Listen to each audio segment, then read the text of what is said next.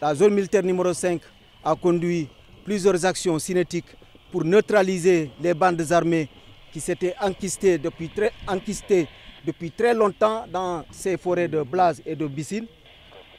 Cette opération est effectivement motivée par le fait que durant ces 3 derniers mois, de novembre, décembre jusqu'au mois de janvier, effectivement, nous avons constaté que les bandes armées ont mené plusieurs exactions sur les populations.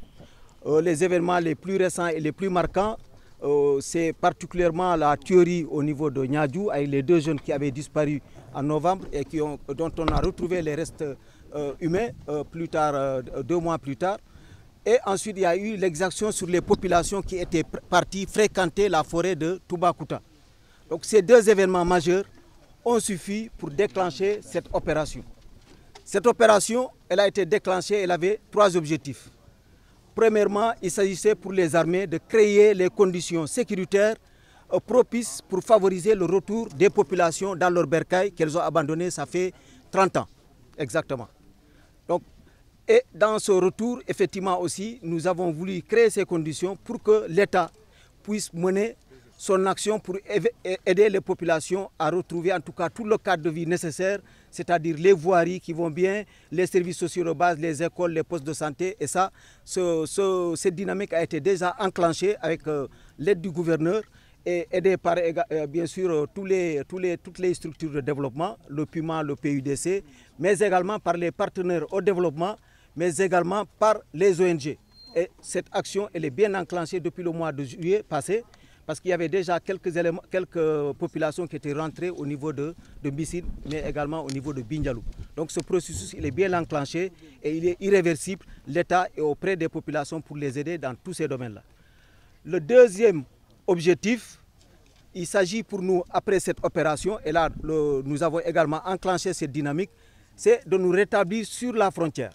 Voilà, avec la création de postes militaires sur la frontière avec la République de Guinée-Bissau, avec qui, en tout cas, les forces de défense et de sécurité, depuis le 29 novembre passé, vous avez remarqué, il y a une coopération opérationnelle militaire avec les FDS bissau-guinéennes, avec qui maintenant nous partageons pas mal d'informations. Et durant ces opérations également, ça a été bien précisé. Effectivement, il y a eu un grand concours qui a été joué par les forces de défense et de sécurité bissau-guinéennes. Donc, nous rétablissons sur la frontière en créant des postes militaires au niveau de la frontière pour effectivement contrôler tous les points de passage qui sont non officiels et par lesquels transitent tous les trafics illicites et par lesquels également transitent pas mal de marchandises frauduleuses.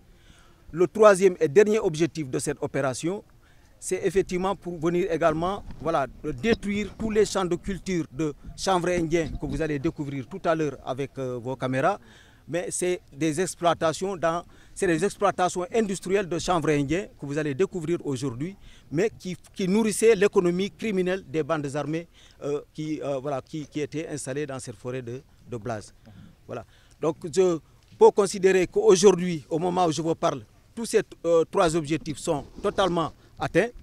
Et j'en profite également, je profite de cette audience pour lancer un vibrant appel à toutes les populations qui étaient déplacées sur le territoire national, à Sédhiou, dans le Balantakunda ou à Kolda, ou alors réfugiés en République de Guinée-Bissau ou en Gambie, de rentrer rapidement dans leur terroir parce qu'elles sont sûres que quand ils vont arriver, mais il y aura tout le soutien de l'État pour les aider à se réinstaller. Voilà, donc je vais terminer par dire que effectivement dans cette action de reconstruction également, le chef d'état-major général des armées, depuis le mois de juillet passé, avait consenti une enveloppe de 100 millions pour aider à la reconstruction des villages au niveau de Bissine.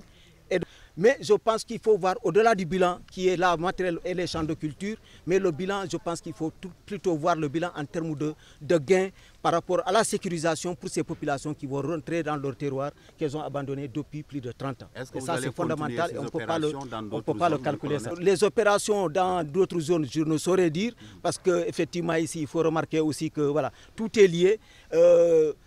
Les armées, c'est la guerre, c'est la continuation de la politique par d'autres moyens.